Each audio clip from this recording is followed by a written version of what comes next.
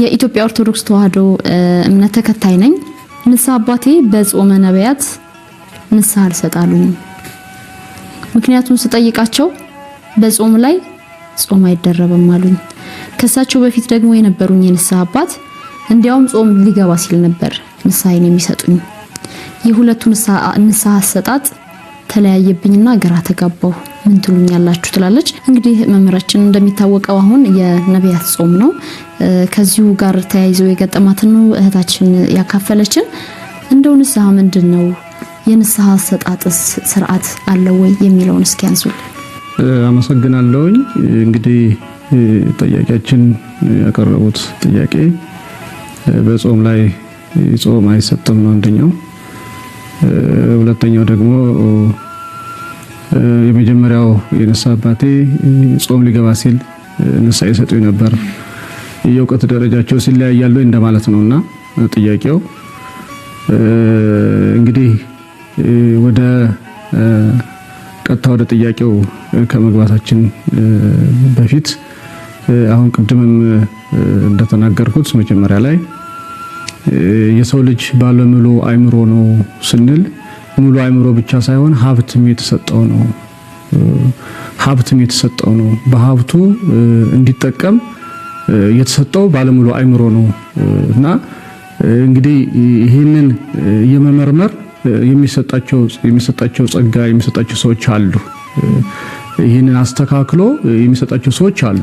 ለሁሉም አይሰጥምና እንግዲህ ሐዋርያ ቅዱስ ጳውሎስም እንደነገረን አንደኛ ቆሮንቶስ ምዕራፍ 12:6 ላይ በወሎዘይቦ ቃለ ጥበብ ይላል። ለአንዳንዱ ጥበብን የመመርመር የሚሰጠው ጸጋ አለ። ለአንዳንዱ ጥበብን የመመርመር ጥበብ ማን ነው ስንል ጥበብ ፈጣሪያችን አምላካችን እግዚአብሔር ነው። እንግዲህ የሱ የባህሪው ነው። የኛ ደግሞ በጸጋ የሚሰጠን ጥበብ ነው።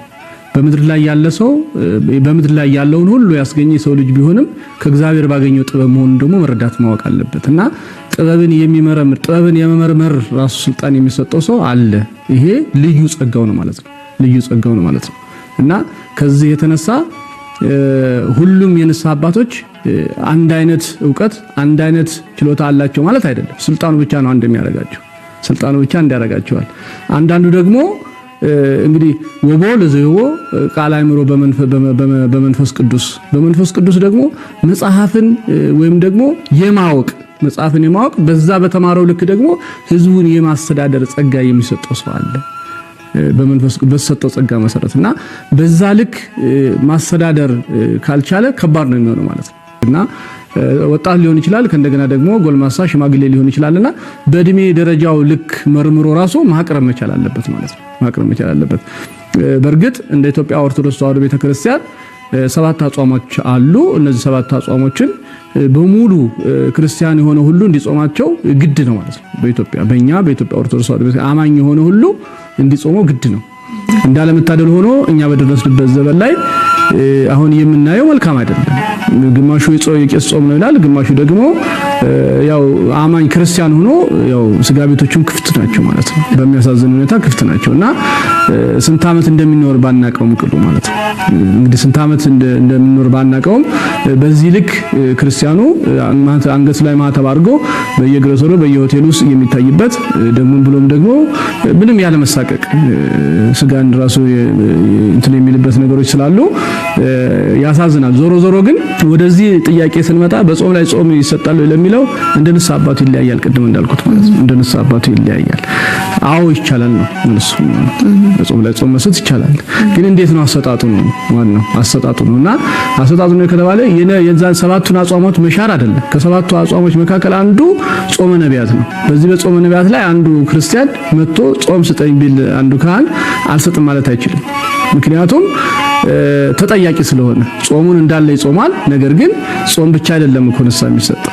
ንስሐ ስጡኝ ነው ደግሞ ጾም ስጡኝ ብሎ ስግደት ብሎ ነው የሚመጣውና ስግደት ሊሆን ይችላል፣ ምጽዋት ሊሆን ይችላል። የድሮ አባቶቻችን እንደው ብልሆች ስለሆኑ በመጀመሪያ በጾም ላይ በማንኛውም ሳለ ቢመጣ መጀመሪያ ገዳማትን ጎብኝ፣ መጽሐፍትን አንብብ፣ ወደ ራሱ መመለስ ስለሚፈልግ ማለት ነው። ሰው ወደ ራሱ ካልተመለሰ የሚሰጠውን ተግባር ያደርገው ማለት ነው። የቁጥር ጉዳይ አይደለም። በነገራችን ላይ ንስሐ ማለት መጸጸት ነው ይላል። ወደ ራሱ ያለፈው ነገር መልካም አይደለም ብሎ ወደ ራሱ መመለስ ነው። ስለዚህ ያለፈው ነገር መልካም ካልሆነ ወደ ራሱ እንዲመለስ ከሆነ መጽሐፍን በደንብ ማንበብ ያስፈልገዋል። ከእንደገና ደግሞ መጥቶ በዛው በንስሐ ውሃ መታጠብ እንዳለበት ማመን መቻል አለበት። ስለዚህ ስግደት ሊሆን ይችላል፣ ምጽዋት ሊሆን ይችላል፣ የተለያየ ነገሮችን ሊሰጠው ይገባል ብዬ አምናለሁ። ይሄንን ሰው ንስሐ ባያስገባ ካህኑ ተጠያቂ ነው ማለት ነው። አምላካችን እግዚአብሔር እንግዲህ በሕዝቅኤል ላይ አድሮ ሲናገር ሕዝቅኤልን ወይም ሲናገረው እንመለከታለን ማለት ሕዝቅኤል 3:16 ላይ ምንድነው የሚለው? አስገድደህ ወይም ደግሞ አስጠንቅቀህ ባትመልሰው ያ ኃጢአተኛ በኃጢአቱ ቢሞት ደሙን ከእጅ ይፈልጋለሁ ይላል ማለት ነው። ደሙን ከእጅ ይፈልጋለሁ ይላል ማለት ነውና በመሃል በንስሐውን ጠይቆ በጾም ላይ ጾም አይሰጥም ብሎ የመለሰ ካህን በዛ ነፍስ ተጠያቂ ነው ማለት ነው። መሐሪው እግዚአብሔር ነው። ናዛዚ ነን። ካህን በስልጣኑ ብቻ ናዛዚ ወይም ደግሞ ንስሐ ሰጪ ነው እንጂ ኃጢአትን የሚያሰራ አምላካችን መድኃኒታችን ኢየሱስ ክርስቶስ ነው። ግን እንደራስ አድርጎ ስለሾማቸው ናዛዚ ገነገነ ኃጢአትን ይቀበል ደግሞ አምላካችን እግዚአብሔር መሆኑን መዘንጋት የለብንምና በዚህ ልክ ቀኖን የራሱ ጥበብ ተጠቅሞ እንዳልኩሽ በዛ ልክ ንስሐ መስጠት አለበት ብዬ አምናለሁ። ንስሐ ትእዛዝ ነው። የእግዚአብሔር ትእዛዝ ለመፈጸም ደግሞ ጊዜ አይገደበውም። ምን ጊዜም ነው። ልቦና በነቃ አእምሮ በተሰበሰበ ጊዜ ሁሉ የእግዚአብሔር ትእዛዝ። ምክንያቱም ሕግ ተላላፊዎች ሆይ ንስሐ ግቡ ይላል ኢሳይያስ ምዕራፍ 46። በዚህ ጊዜ በዚህኛው ወቅት፣ በዚህኛው ሳምንት፣ በዚህኛው ዕለት አይልም። ለዕለታት የተመደቡ ነገሮች አሉ። ለንስሐ ግን ዕለትና ወቅት አልተመደበለትም። ወደ እግዚአብሔር ለመመለስ ንስሐ ለመግባት የተለየ የተወሰነ ጊዜ የለውም። በየትኛውም ሰዓት በየትኛውም ሁኔታ ንስሐ መግባት ይቻላል። እውነት ነው። አንዳንድ አባቶችም ከምዕመናንም በጾም ወቅት ንስሐ አይሰጥም የሚል ብዙ ያልበሰለ አንዳንድ ሐሳብ አለ። ምንድነው? ከሁለት ነገር ነው ይህን ሐሳብ የሚያነሱት። አንደኛው ጾም ራሱ ቀኖና ስለሆነ ራሱን የቻለ የጾም ሰዓት የስግደት ሰዓት ስለሆነ ተጨማሪ ቀኖና እንዴት ይሆናል ከሚል ሐሳቤ ነው። አዎንታዊ ስናይ ከአዋጁ ውጪ በስውር የግል ጾምን ምዕመናን ተነሳያን እንዲለማመዱ ለማበረታታት ነው። ከዚህ አንጻር ካየነው በጎ ነው። ይህ ቢበረታታም መልካም ነው። ይህ ማለት ግን በአዋጅ አጽዋማት ንስሐ የለም ቀኖና የለም ማለት ግን አይደለም። ጭራሹኑ ይህንንም ግንዛቤ ሳያስተውሉ በአጽዋማት ጊዜ ጭራሽ ንስሐ አልሰጥም ማለት ደግሞ ይሄ ጭራሽ እንደሚያስጠይቃል። ቃል እግዚአብሔር ማስተማሪያችን ፍጻሜው ለምንድን ነው? ለንስሐና ለስጋው ደግሞ እኮ ነው። ስለዚህ ንስሐ ስጦኝ ቀኖና ስጦኝ ኃጢአቴ በዝቷል ያለውን ሰው አይ አብይ ጾም ነው ካለ መቼ ልንሰጠው ነው? በዓለ ሃምሳ መጣ፣ ከዛ ጾመ ሐዋርያት መጣ፣ መቼ ልንሰጠው ነው? ይሄ ሰው እስከ ሐምሌ ለመቆየት ዋስትናችን ምንድን ነው? አይደለም 3 እና 4 ወር አይደለም 2 እና 3 ሰዓት ለመኖር ዋስትናችን ምንድን ነው? ምን ጊዜ ወደ እግዚአብሔር እንደምንሄድ አናውቀውም። ድለዋን ይክሙ ነበሩ ነው። ስለዚህ ተዘጋጅቼ ልጠብቅ መሞቼን አላቅም ኃጢአቴን አውርጄ ሸክሜን አቅልሌ ልጠብቅ ካለ ከአጽዋማት ውጭ ቢሆን መልካም ነው። አጽዋማቱም ውስጥ ቢሆን ደግሞ ፍቃዱን ሐሳቡን መፈጸም ይገባል። በጾም ወይም በሱባኤ ጊዜ ንስሐ መግባት ይቻላል የሚሉ ሰዎች አሉ። ይህንን የሚጠይቁት ሱባኤና ንስሐ አንድ ላይ እንዴት ይሄዳል የሚል ሐሳብ ያላቸው ሰዎች ናቸው። ወይም በአዋጅ ጾም ላይ ሌላ ጾም፣ በሱባኤ ላይ ሌላ ሱባኤ ማወጅ ይቻላል ወይ? ንስሐ ይቻላል፣ ግን በጾም ላይ ጾም አይሰጥም። ለምሳሌ አንድ ሰው ንስሐ ይገባል አይደል? እስከ 9 ሰዓት መጾም ግዴታው ነው እና እስከ 9 ሰዓት ጾም ተብሎ አይሰጠው። እስከ 9 ነው የሚጾመው አይደለ? የንስሐውን ደግሞ 1 ሰዓት ሊጨምርለት ይችላል፣ ወይ ደግሞ ምጽዋት ሊያደርግለት ይችላል። በጾሙ ላይ ጾም አይሰጠውም። 6 ሰዓት ከሆነ እስከ 6 ሰዓት ጾም አይባልም። 9 ሰዓት ከሆነ እስከ 9 ሰዓት ጾም አይባልም። ከፍ አድርጎ ሊያዘው ይችላል ማለት ነው። በስግደት ላይ ስግደት አይሰጥም። ለምሳሌ አሁን በሰሞነ ሕማማት ስግደት ነው፣ ሰው የሚሰግድበት ነው፣ አርብን ጨምሮ። አንዳንዶች በዓል ላይ ይከራከራሉ፣ ወደፊት እንሰራበታለን። ስለዚህ በዛ ላይ ስግደት አይሰጥም። ራሱ ግዴታው ነው መስገድ ማለት ነው። ከሱባኤው በላይ ያ ወቅት የስግደት ወቅት ስለሆነ በስግደት ላይ ስግደት፣ በጾም ላይ ጾም አይሰጥም እንጂ በሱባኤ ወቅት ንስሐ መግባት ማንም የሚከለክለው የለም። በጾም ወቅት ንስሐ አይሰጥም የሚሉ አሉ። ኬታ መጣችሁ? በጾም ላይ ጾም አይሰጥም፣ ይሰጣል።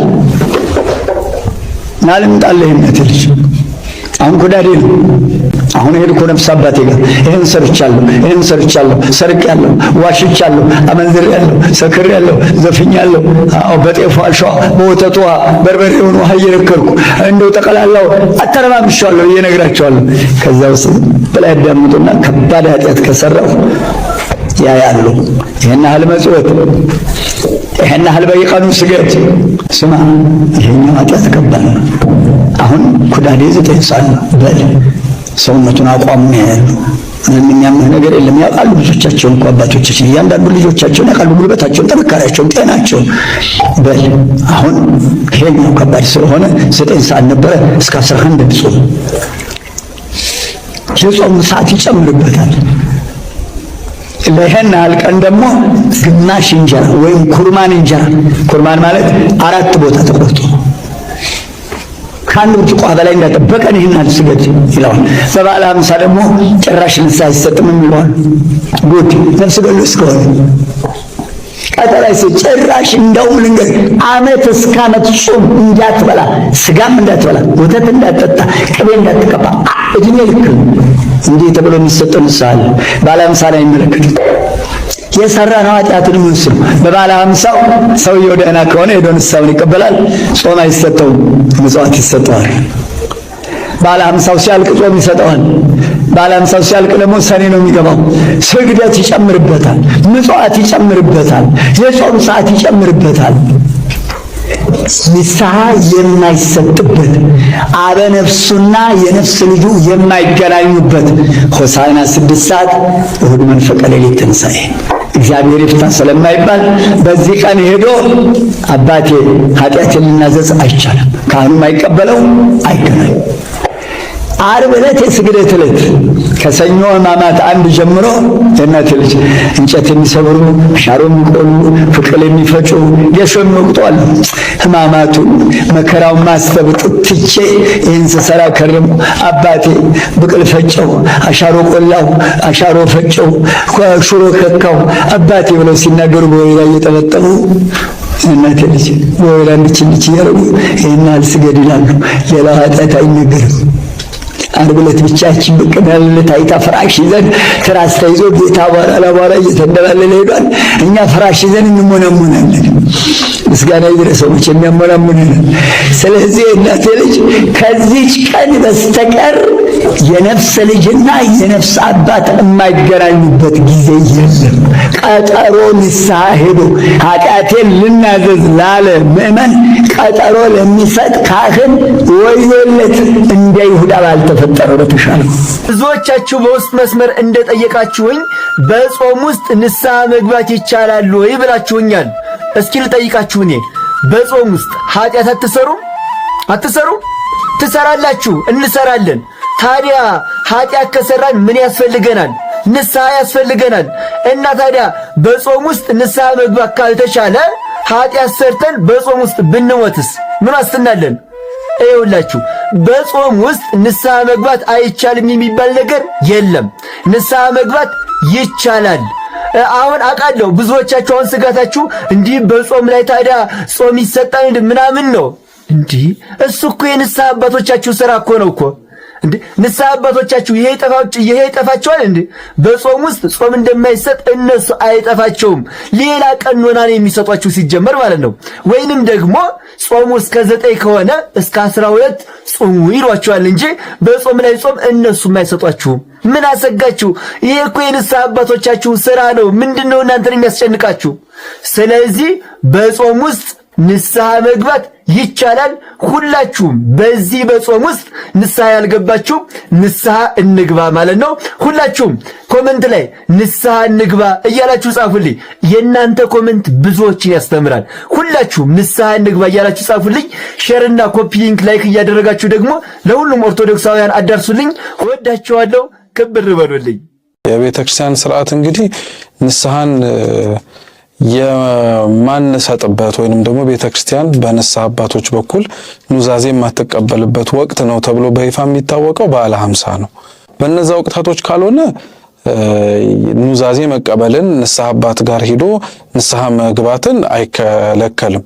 በቀኖና ላይ እርግጥ ነው ጾም እያለ ጾም ላይባል ይችላል። ምናልባት ሰዓቱ ሊገፋ ይችላል። ነገር ግን ከጾም ውጭ ያሉ ሌሎች የቀኖና ስነ ስርዓቶች ግን አንቀጸ ንስሐ እንደሚያዘው ይታዘዝለታል።